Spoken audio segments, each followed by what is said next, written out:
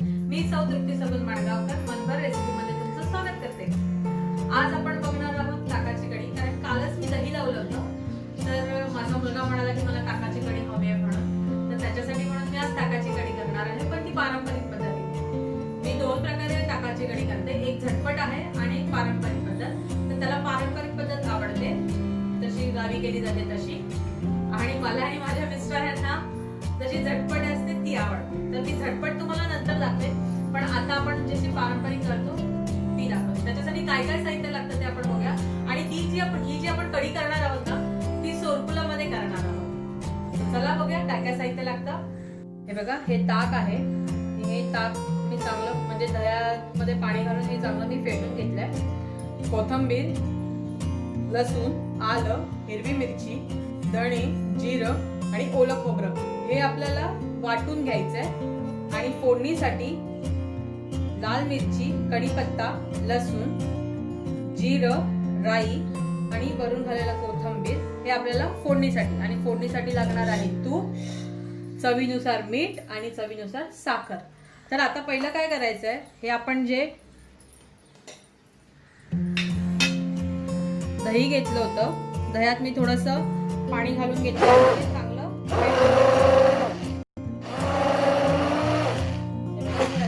फेटून घ्यायचं छानसं। आणि हे तुम्ही तुमच्याकडे हँड ग्राइंडर नसेल किंवा रवीने करू शकता, किंवा तुम्ही मिक्सरला पण करू शकता। आता मी हे वाटून घेते आणि मग तुम्हाला ती चटणी दाखवते। तर हे सगळं मी एकत्र मिक्सरच्या भांड्यात घेतलेलं आहे। आता ही बघा, ही आपली चटणी वाटून झाली आहे, ती आता आपण ह्या ताकामध्ये गाळून घेणार आहोत।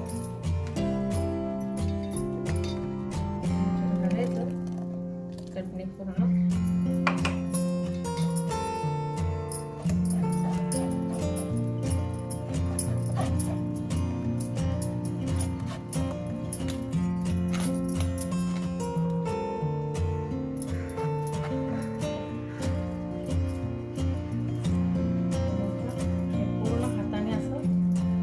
दाबून घ्यायचंय।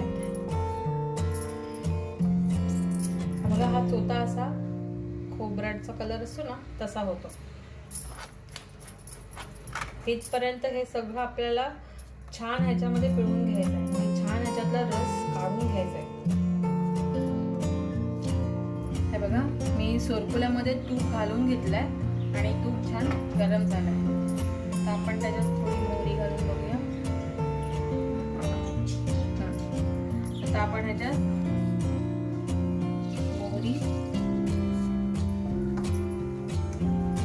आणि जिरं थोडं घालायचंय, कारण आपण जिरं वाटपाला पण घातलं होतं। आता मोहरी तडतडली, हे बघा, मोहरी अशी तडतडली की त्याच्यात आपण घालणार आहोत ही लसूण पाकळ्या, आणि लसूण थोडीशी लाल करायची। आणि हिंगही घालायचंय। मी हिंग नव्हतं दाखवलेलं, पण हिंगही घालायचंय। हिंगाशिवाय ताकाच्या कढीला स्वाद नाही। आणि हळद,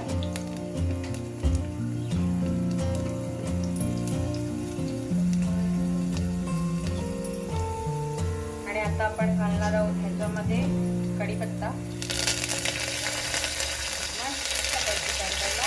आणि ह्या लाल मिरच्या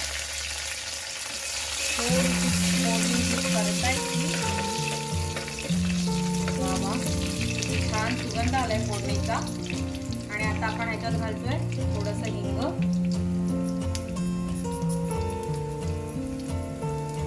आणि थोडीशी हळद, आणि हे छान मिक्स करायचं। आणि त्याच्यामध्ये आपण जे ताकाचं बनवलं होतं ते ओतायचं।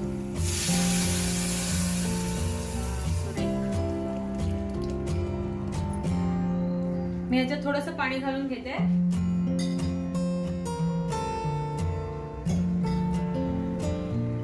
आणि हे जे आपल्या सगळं भांड्याला लागलं होतं ते मी ह्याच्यात काढून घेते। थोडं मोठं करायचं आणि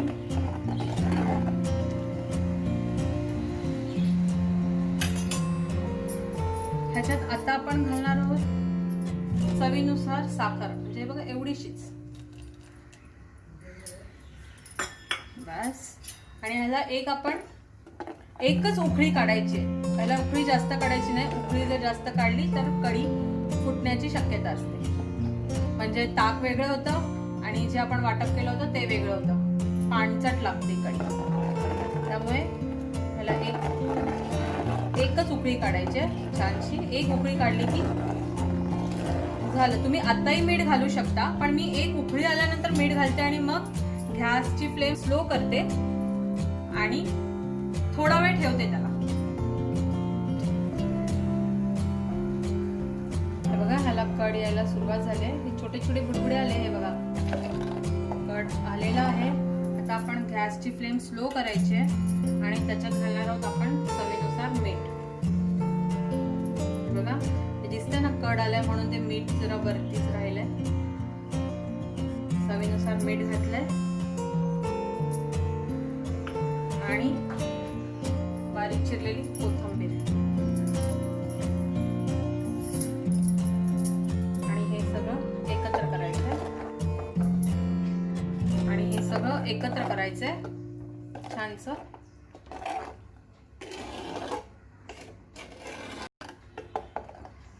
ह्याला 1 मिनिट गॅसवर ठेवायचंय की रेडी झाली आपली ताकाची कढी पारंपरिक पद्धतीची. ही ताकाची कढी तुम्हाला आवडलीच असेल. खूप छान होते, करून बघा. खूप छान लागते. याच्यावर भातही छान लागतो, भाकरी छान लागते आणि अशीच प्यायलाही खूप छान लागते. ही ताकाची कढी तुम्ही करून बघा, नक्कीच करून बघा.